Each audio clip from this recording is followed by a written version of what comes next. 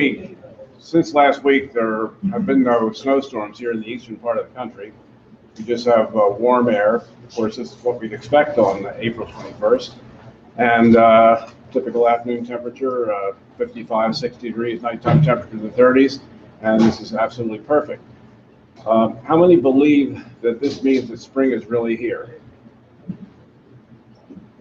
How many don't believe spring is really here? How many don't know if spring is really here? How many don't care if spring is really here? And how many will not answer regardless of what choice is offered? Okay. Well, what I'm going to talk about is something I was involved in last week. The AAAS, the American Association for the Advancement of Science, had its annual meeting. And they invited me to be on a panel that was discussing how to get people who don't believe in science to believe in it.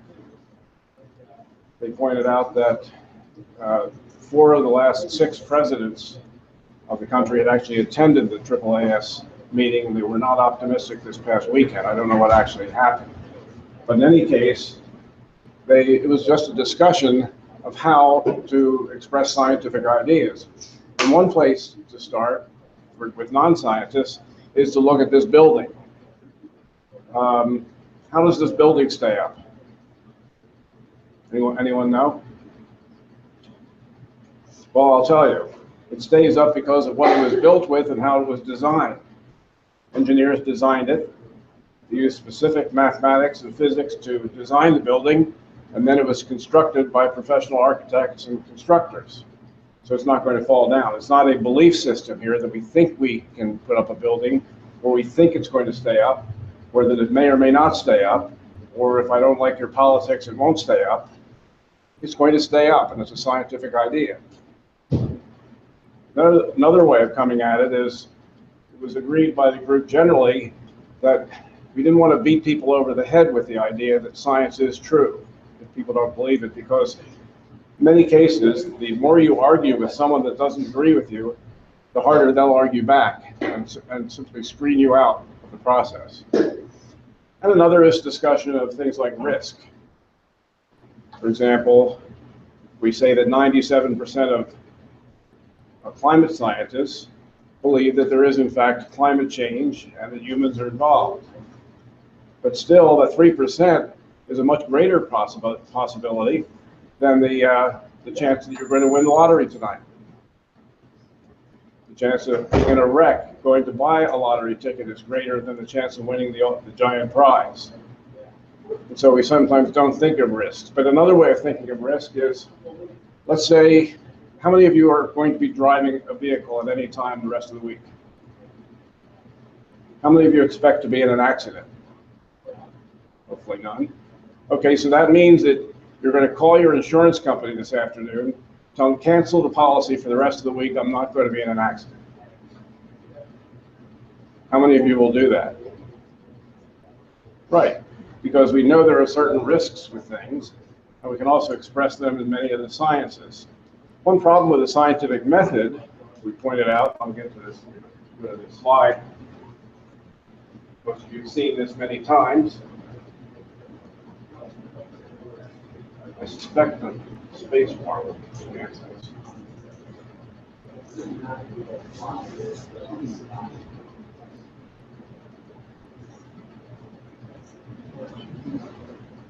Here, the arrow keys might work, and that is okay. Can lightning strike the same place many times? Let's just see.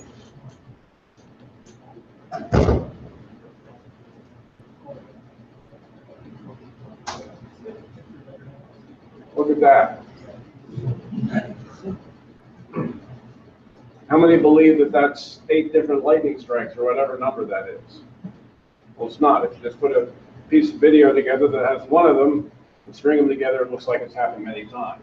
Although buildings have been struck many times by lightning. I hope that's an enlightening comment. Climate change belief by nationality. Looks like we're at the bottom here. The highest number there is in the upper right. Not sure which country that is. But we see Great Britain in there, Canada, many of the European countries, and here we are with a lower belief in it in this country.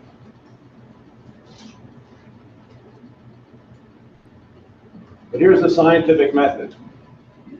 We have a hypothesis, a prediction of what's going to happen, you test it, do an analysis, and there are other components involved, and then replication. How do we do replication in weather forecasting and in climate change discussions? Any suggestions? Well, that's right, we don't. You can't replicate the climate change situation any more than a doctor can replicate all the different types of cancers a person can have or diseases. Each person is different, genes are different, and there's so many differences. And so it's possible that this idea of replication that comes from the basic science teaching that people get in very early in school needs a little modification. Even if you run the same, you can run the same model 10 different times. Look at the GFS, you get it's run 10 different times, and are the solutions all the same? No, we get it, and that's why we use ensembles.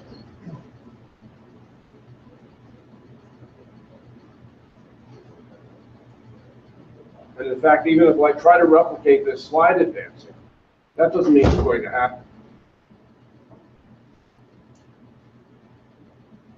But why? It's because I'm pressing it. Okay, now here, belief in mornings. I told these two golfers, I yelled 4. So what did they do? They protected themselves. What do we do if we hear a tornado warning? Do we rush to the shelter? Or do we go outside to look and see if it's really coming? It would be dangerous though, couldn't it? How do we get people to actually go to the shelter at that moment? And then they went through different studies here. This one is mistrust of science is a growing issue. And there's a greater gap between scientists and public opinion. And data reveals a giant difference between what scientists and the public think about vaccines, animal research, GMO food, climate change, and more. And they get stuck in echo chambers. In other words, everything that you think feeds into your belief that something is true. Other people don't operate that way. Some people will think things over, mull them over, and are uncertain about it. But in the media, the uncertain ones are often left behind because they aren't able to say something in 5 seconds because there's more to it than that. If you can say something dramatically in 5 or 10 seconds, you're going to be listened to, whether it makes any sense or not.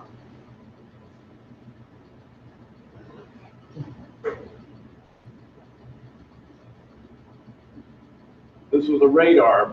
It showed a terrible bird just off the Massachusetts coast that was getting ready to attack southeastern Massachusetts.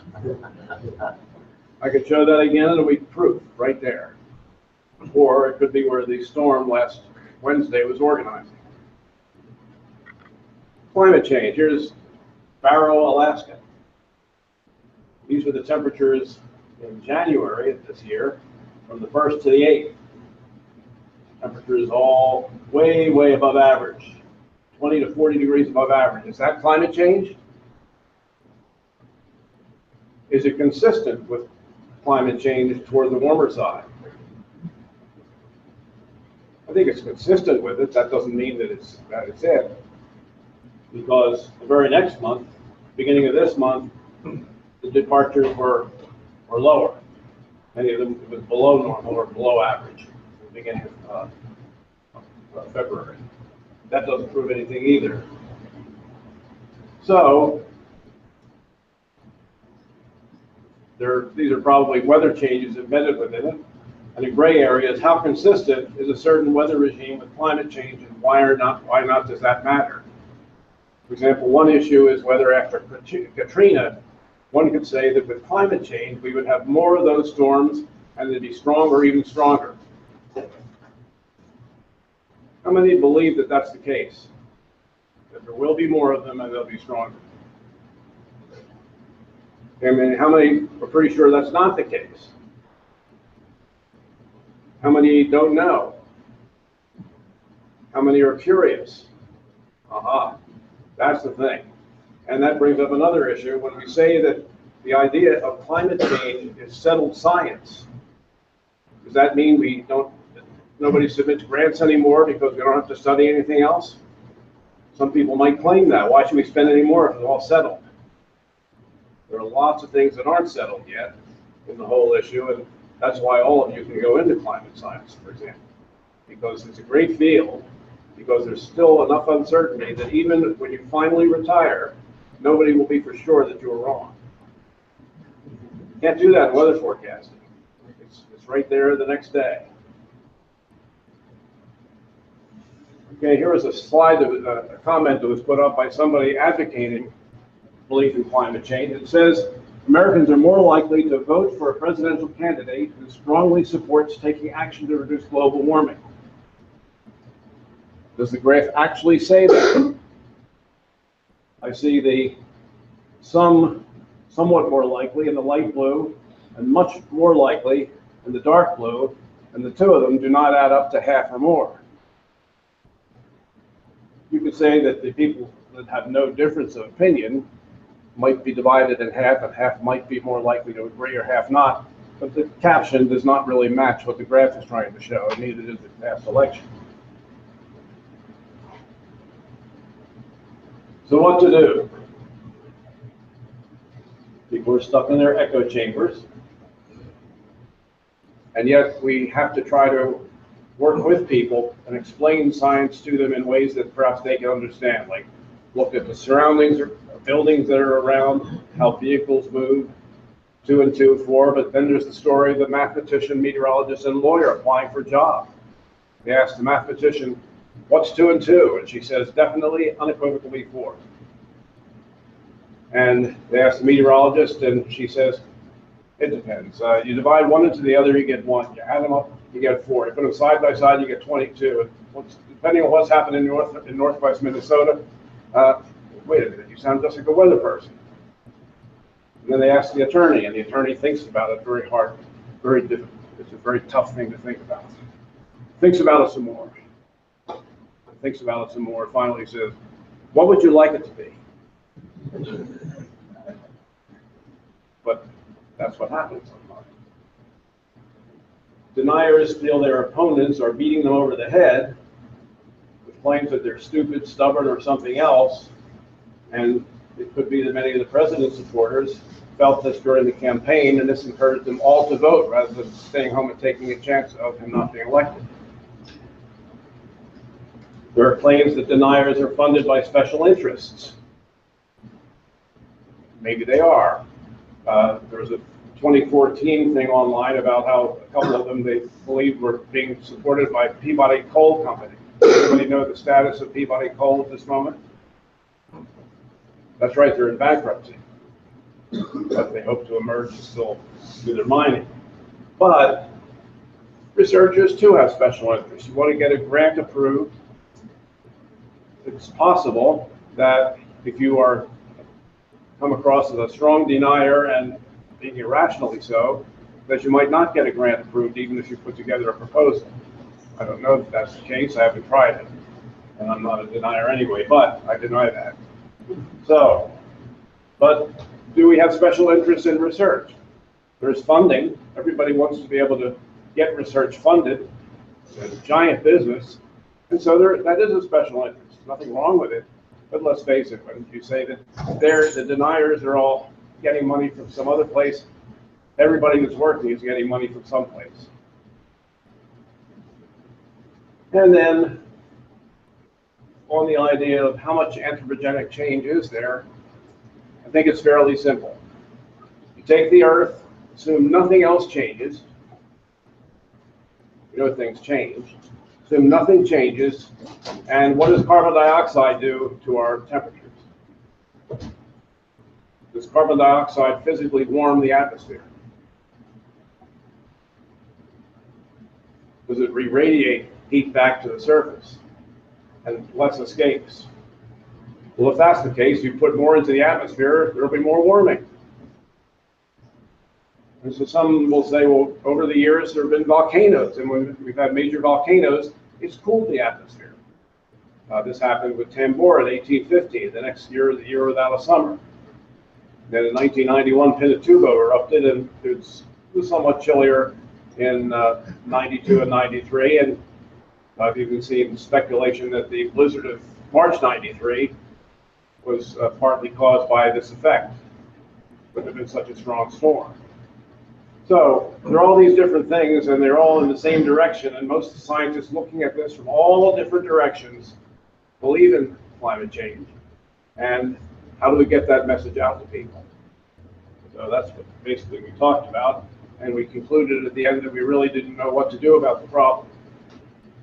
But people tried to come up with different examples of everyday things that are involved with science. I'm talking about risks and actually that you can measure this. And also things we notice outside, buildings, things like that. There are scientific ideas that we can all trust, and that maybe more people can trust them. And we rely on our educational system to do that. In astronomy, things are, so much is known. They can predict exactly where these different things in space, different asteroids are going to come within so many miles of the Earth. How many of you saw the comet 2 weeks ago, the green comet that was up there? How many heard about it? Okay. Well, as a public service, I went over to a coastline and I actually took a picture of this comet. Do you believe that? You'll see it in a second here. There is a comet over a coastline. There's no denying it. Not science, though. So using simple concepts, building, how do the designers build it? Things in the kitchen, if a container says its capacity is 4 ounces, why should you trust that? Airplane travel, computers, farm equipment, how does it work? There are many things in science that show science exists and why we should be continuing to espouse it. Or be in favor of it, too. I gave you the auto insurance example, and that's the end of that. What I wanted to talk about next was an ensemble forecast for next week. I'm going to see if I can find it here. But since I have 2 minutes to do that, I'll explain what it is, and you can look at it yourself. The GFS ensemble mean for March 7th. How many of you have looked at these maps? Or the GFS operational run? The ensemble mean has what looks like a weak area of high pressure stretching across the northern plains, Great Lakes, and into the northeast. And there's an amorphous area of low pressure.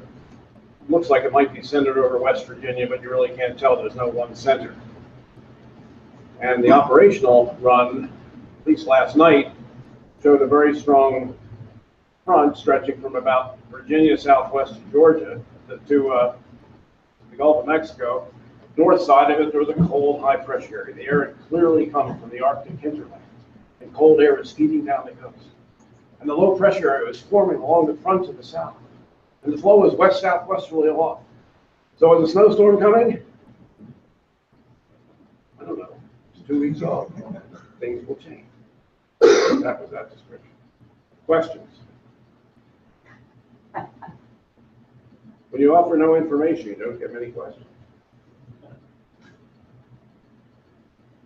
Comments?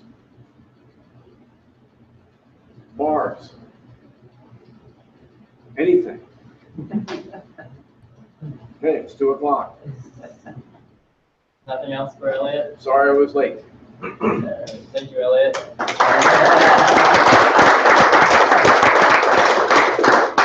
And next week we'll have Paul Knight, who will be talking about his spring and summer outlook. When you get warmer, I'll tell you that.